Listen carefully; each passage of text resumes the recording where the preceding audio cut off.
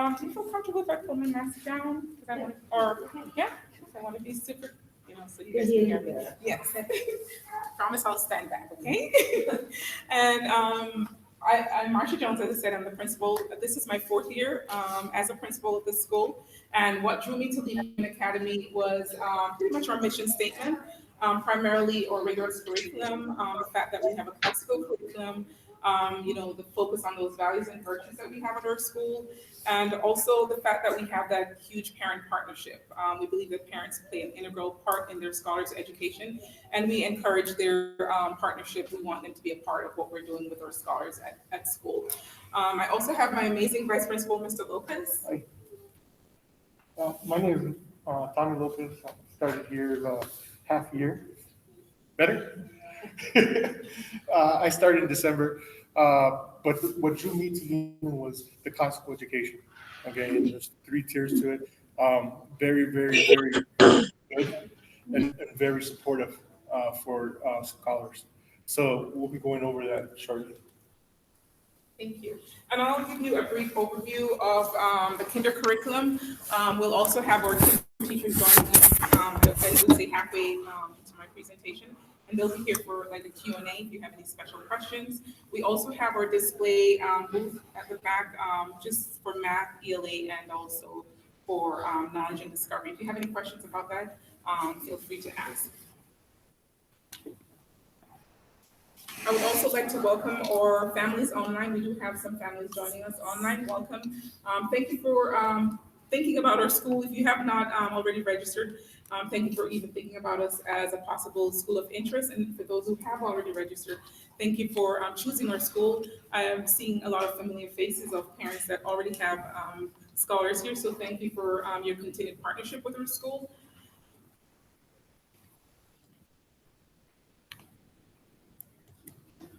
Okay, we have, I would say, the 4 pillars or that defines our school. The first one is Dr. Lehman.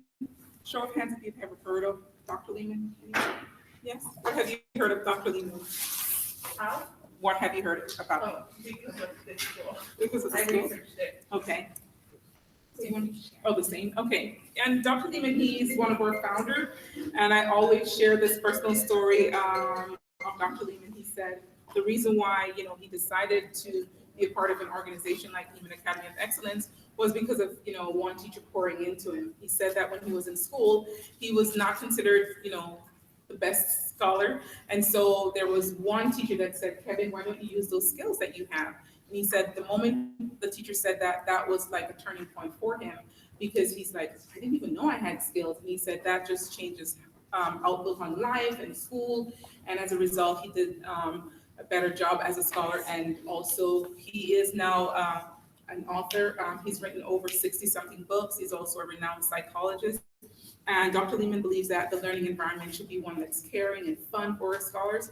And so he wants teachers that are going to pour into scholars the way someone did for him. The second piece is our classical curriculum, and what that entails is that history is a thread that ties everything together. So our scholars at different grade levels, they study different time periods, and based on the time period that they're studying, say for example, they're studying about the Renaissance time period. If they go to art, they're learning something about an artist during that time. If they go to music, they're also learning about a composer during that time period. And so learning should not be disconnected. We believe that there should be that interrelatedness. Scholars should be able to make that connection with learning. And we believe that if that is there, their interest and their motivation will be higher. The next piece of our classical curriculum, as I mentioned, the interrelatedness and also just the rigor. Our curriculum is super rigorous. Our scholars they're encouraged to think critically. They're encouraged to ask those hard questions. We want them to not just receive information, but we want them to question. And that starts even at the kindergarten level. The third piece is Charlotte Mason. Charlotte Mason was an educator, and her philosophy is that we should educate the whole child, which breaks in those values and virtues, ensuring that our scholars are developing those good habits and those values and virtues for learning, and also a love for learning. She's also a big proponent for, hands-on learning. And so even in kinder all the way up to 8th grade, our scholars do a lot of projects. They do a lot of doing rather than just, listening, because we believe that when they do, they're going to retain the information or the concept that they've learned when they're actually doing it. And then the final piece, we're also a public charter school. What that means is that we're held by the standards of the Arizona Department of Education as it relates to assessment. Also, we do have visits from ADE to ensure that we're in compliance with those stipulations in terms of our instructional minutes, our curriculum, and just the instruction that we're providing our scholars. Any questions so far?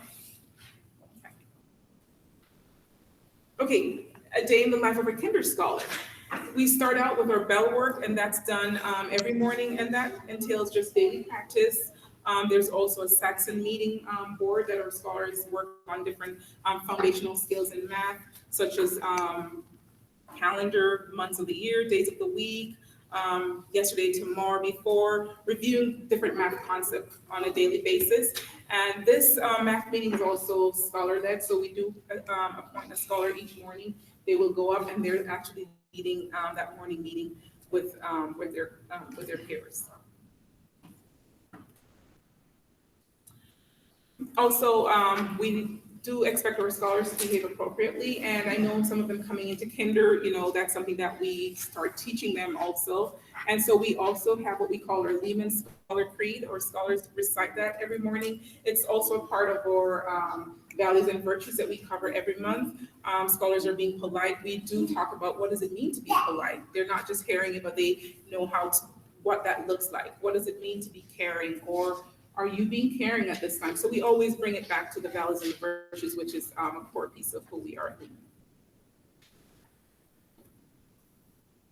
Monthly recitation. That's something that we do every month. It's a classical poetry that our scholars learn, and this is something that will come home to you at the beginning of the month. There is a rubric that the scholars are graded on. The scholars are expected to recite it in front of their peers. And I would say sometimes our scholars, I would say the first month, it might be a little hard for our kinder scholars, but I can tell you that in my experience, by the second month, they are excited. They're wanting to do it. They're volunteering to do it. As soon as the teacher asks, who's ready to do their recitation, they're ready to do it. And this is something that they also practice orally every morning, so they get that repetition and that practice every single day.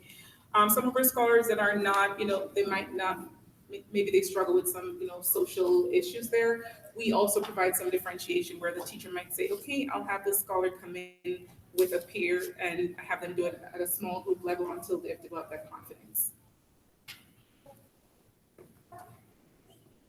Our reading curriculum. So we do use what we call the Journeys curriculum. This curriculum, it includes reading, it includes writing, it includes grammar, and we focus a lot on different types of reading strategies. There is a strategy focus every week. There's also a comprehension skill that we focus on every week. There's also that reading fluency that we have our scholars developing.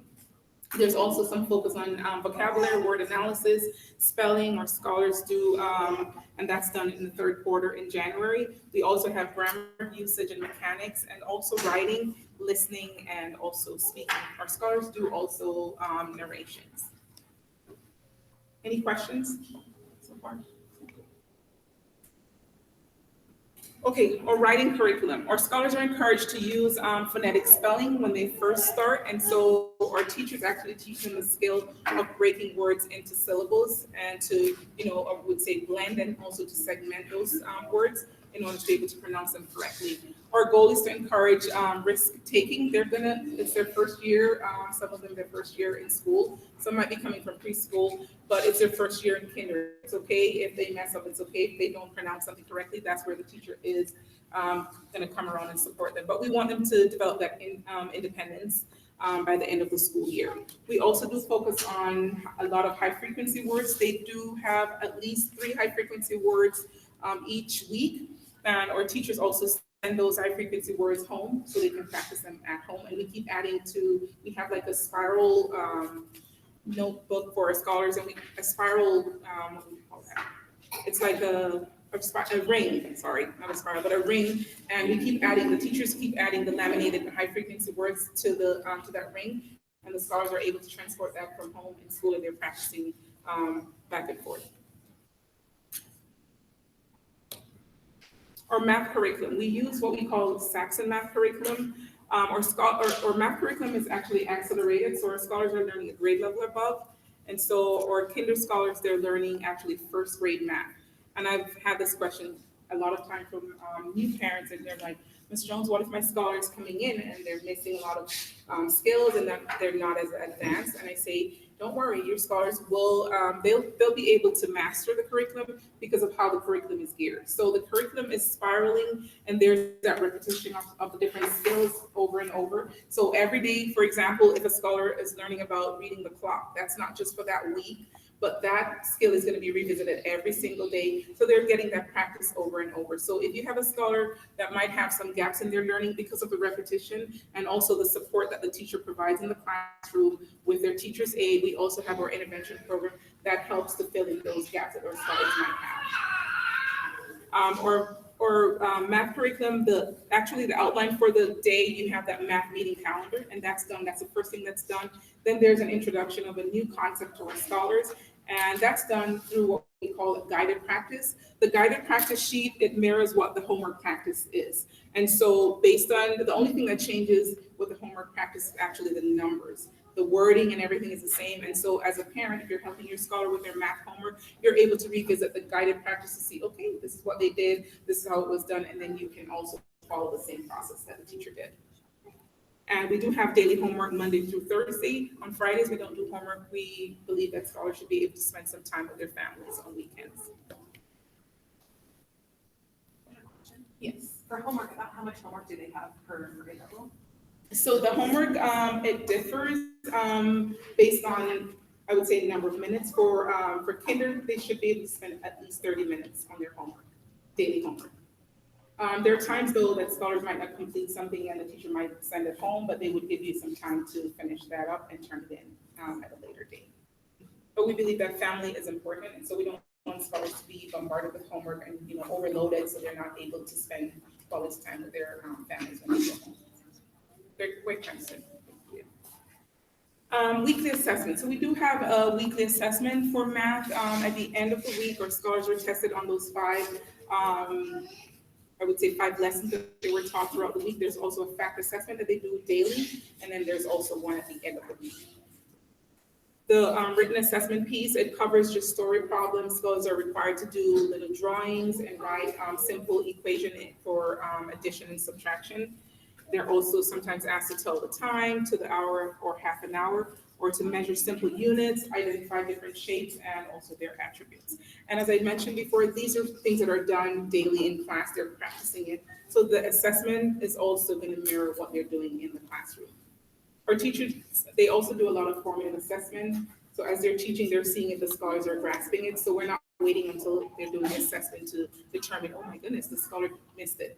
Teachers are always doing that formal and informal assessment throughout their lesson. So if they've done a lesson and most of their scholars didn't get it, the teacher does a reteaching before we do the assessment. Any questions?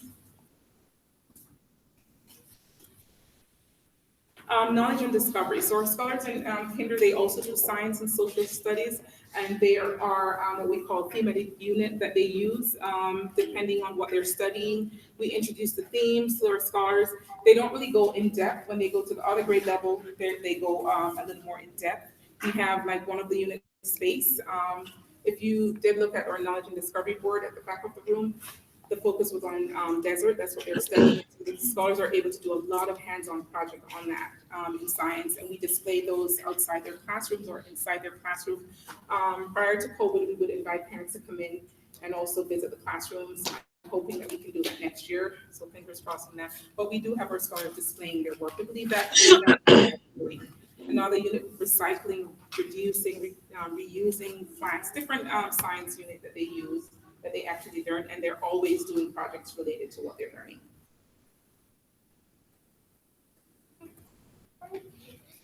Partnering with parents, that's something that is very, very important at our school. As I mentioned at the beginning, parents, you play that, integral part in your scholar's education. And so we want you to be a part of the discussion about your scholar, want you to be a part of the learning process for your scholar. And so we do have designated what we call parent partner hours, and that's time that you can call in and schedule to speak with your scholar's parent, your scholar's teacher, about concerns that you might have, or even just suggestions that you might have. Because we have that open door policy, as I would say. We also have weekly scholar hours. If the teacher knows that your scholar need some extra support in an area, we do have 30 minutes. And that can be in the morning or in the afternoon. Your scholar might be asked to come in, or depending on what works for you. So the teacher will have that discussion with you and determine what's the best time your scholar can come in to get that extra support. It's usually not more than 3 scholars at any given time, so it's that small group or one-on-one support. Communication is a big piece in terms of the parent partnership, and so our teachers, they communicate through emails, but mostly through the Remind app. So that's an app that we ask you to download on your phone so you can communicate with your scholar's teacher. We also send out communication through the newsletter, and we also have communication coming out through our office if it's something from the principal or from our registrar, anything related to our scholars. You can access your scholar's grade through Parent View, and that's something that you would be provided with as soon as you complete your registration. And that's just your way of going in to see if your scholar's missing any assignments, or if you turn something in and it's not graded, so you can always have that. You can keep track of where your scholar is at. Okay, so we do have half day. We have two options for kinder. We have a half day kinder that's from 8:15 to 12:15, and we have our full day kinder. And the difference between both is our full day kinder, they're able to do our specials. So they're able to do art, music, and PE. And our half day kinders, they only do the core subjects, which is our ELA, our math, and our knowledge and discovery. You do have the option if you want your scholar, say you started out half day and you wanted to have your scholar do full day, you just reach out to the front office and we can make that transition throughout this school year.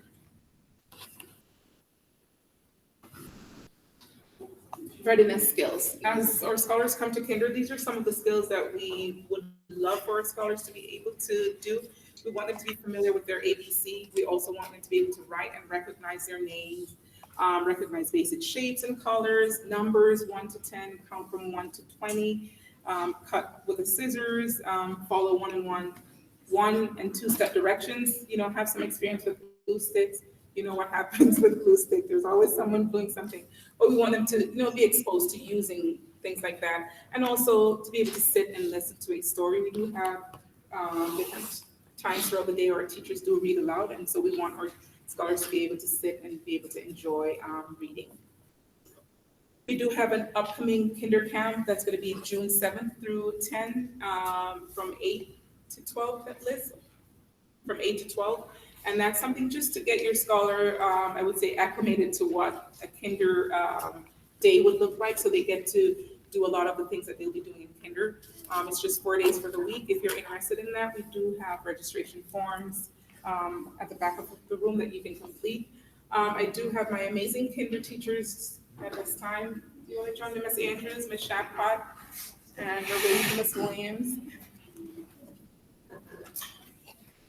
So as they come, if you have any specific questions, anything I did not cover, feel free to ask. And they'll also just give us a little overview of the different subject areas.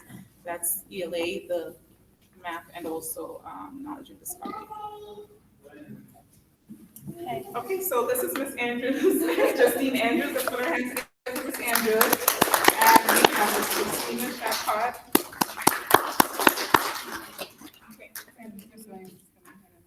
Okay, so I'm going to talk about ELA and Journeys in our reading program a little bit.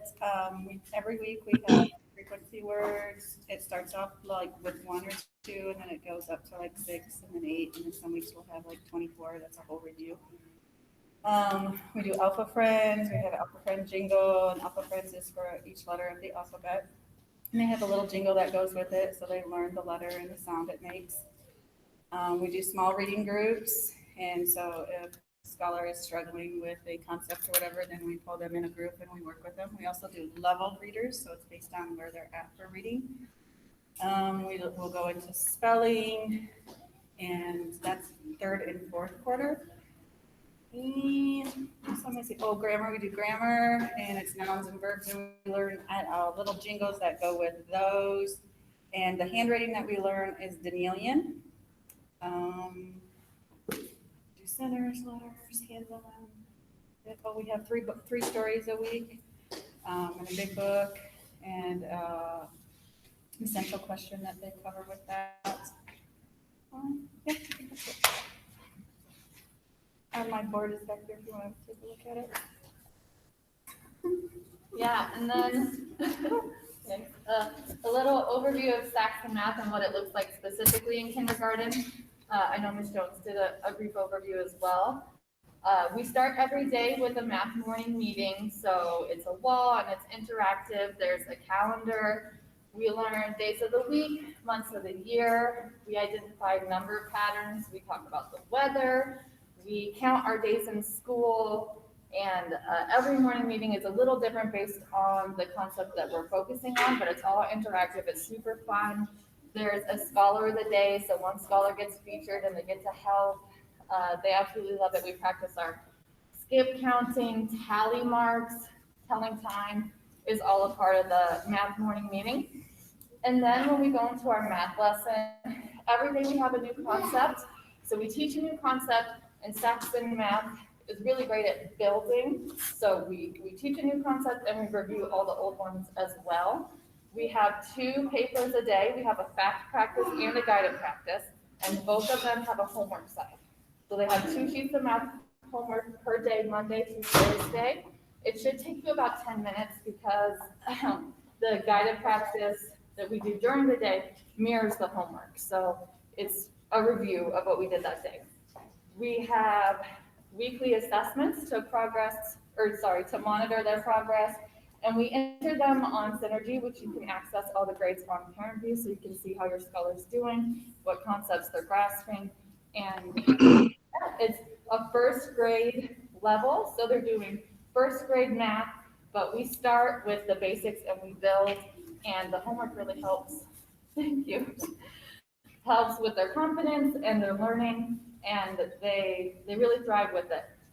We also use a lot of math manipulatives, so a lot of it's very hands-on. We have wrap-ups, geoboards for the shapes. We just learned congruent shapes, so they were doing congruent shapes on their geoboards. We have linking cubes, which really help with addition, subtraction, grouping things in 5s and 10s for skip counting. We use clocks. They know telling time, half past the hour at this point in the school year. And what other manipulative am I missing? We have lots. Wrap-ups. We have a lot of hands-on that they get to use, so they love math. It's really fun for them. And yeah, are there any questions about math? Kindergarten math? Yeah? Yeah. You have a question?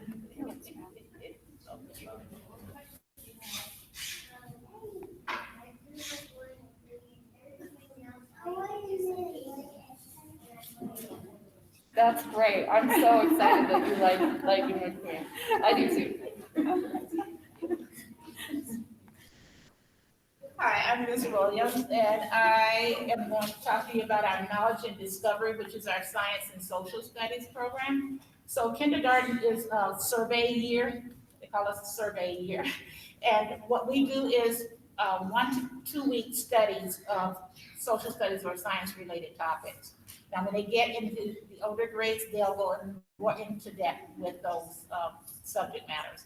And then first grade to 6th grade will mirror one another. So first grade years, Ms. Jones knows that, 6. And second grade years. Second and sixth. First and 5th, second and 6th. Third and 7th.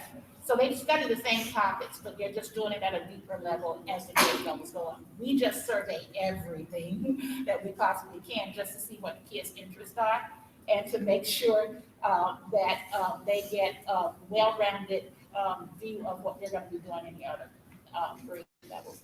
And so we recently finished our Arizona unit, and our Arizona unit piggybacked off of our state and local government unit. So we had a science base and then a social studies base or a history base. And so in our science area, we studied all the plant life, the animal life in the desert, what makes a desert. And then we moved on to our social studies and our science, our history and our geography. And our history and our geography included things like the government, all the different aspects that we have that are symbols of our state, where our state is located, what's specific about it that might be different from other states. We did our natural resources, the 5 Cs of Arizona, and state seal, and state bird, state flower, and things like that. And then once we finished that, we moved into our rock unit. Arizona has some really rocky and some really caliche soil here. Our rock, soils, minerals, and then later in the year, we're gonna be doing oceans, continents, map skills. We've already done apples, pumpkins, explorers. What else? Freedom fighters.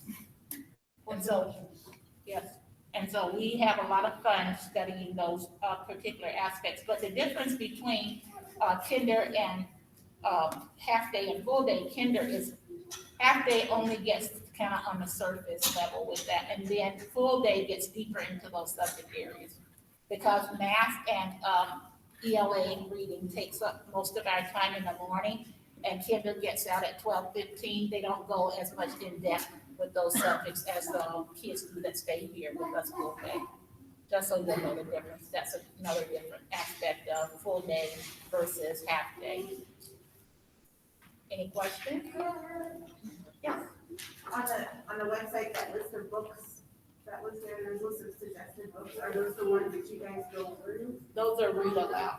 So those are not ones that the kids study themselves. Those are just read aloud.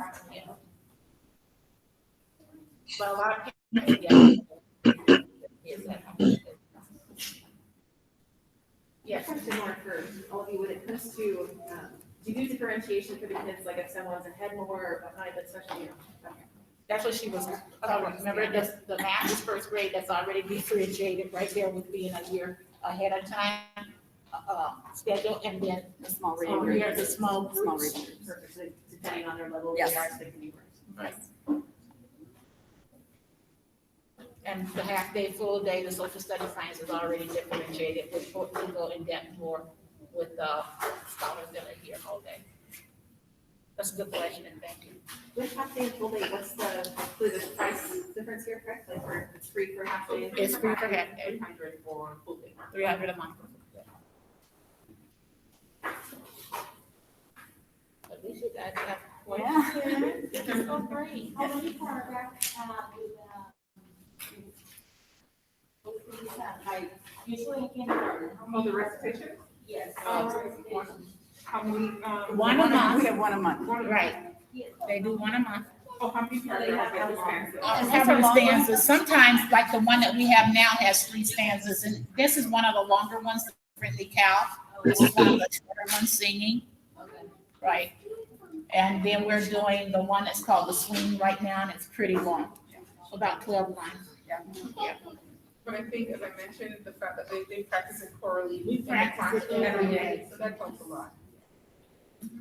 And normally we have some scholars, You evaluate that, recite one right? of those Per for you. month. Yes, That's an evaluation. yes. I said normally we would have scholars recite those for you, so you can see that it is attainable. They do a really great job with it. Maybe you might not think that that's something in your wheelhouse, but they catch on like really quickly. Usually in my class, by the time we get to the 4th grade, they have a really good foundation for it. You may have said this in the beginning, psychology is optimistic, but what are the class sizes on average? That's a good question. So we can have up to 27 scholars for each class. And do you have assistants or? Yes. Yes, So our kinder classes all have the teacher's assistants. one. Another good question. That's a good question. Yeah. Are there any other questions? Yes, so they have to use math when they're in a classroom? Yes, so, our scholars, that, the expectation, especially this year, I'm not sure if that will change, right now in August. But they are required to, they're having their snacks out, they're allowed to keep their masks off. I must say, my kinder scholars are even more adaptable than they're able to adapt to wearing the mask. I have trouble with my middle schoolers reminding them, come on, you gotta mask up. My kinder scholars are the ones reminding each other, keep our mask on, we wanna be safe. They do an amazing job. And because our teachers are so supportive with them, we we give them those reminders as needed. But I'm hoping we don't have to, but, you never know. But for now, that's the expectation. Yeah.